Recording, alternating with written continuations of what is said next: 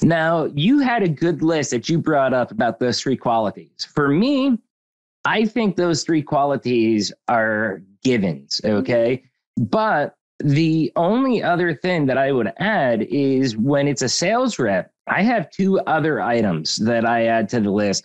And these are actually the predominant two, because I mean, the first three things that you mentioned, if they didn't have those, I mean, they'd be gone. Okay. They wouldn't even be considered. Now, if they have those three qualities, then I need to know two things. One, can they manage a sales cycle? The sales cycle for the ERP accounting software world is so complicated because oftentimes a sales rep like Michael, for example, can't sell it alone. He needs to bring me in as his general manager. I mean, company's going to write you a $150,000 check.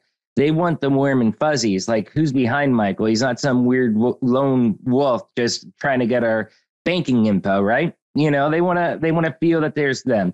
And then you have the demo people, and you have the director of professional services. We call them DPS, that might need to come in and answer some specific implementation questions and stuff like that. So from the sales side, we look at it, can you manage a sales cycle? Can you identify when you need each piece of the puzzle? And then in addition to knowing when you need it, are you able to coach these people, especially if they're going to be in the same call? Hey, say this, but not that. This is your area, not their area. This is what we got to watch out for, and make sure everybody's on the same page so that you can ultimately win the deal.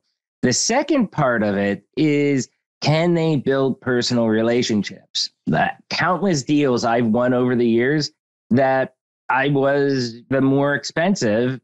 And when you get to our software, so much of the software, it's like give or take. Yes, we may do this better, but the competitor does this a little bit better, and it's just a bucket of which one check marks most boxes. And for some customers, maybe we're check marking different boxes, but for, 2 or 3 solutions, all the the check marks are there for each solution. Then it comes down to who do they feel is going to give them more value and take care of them more.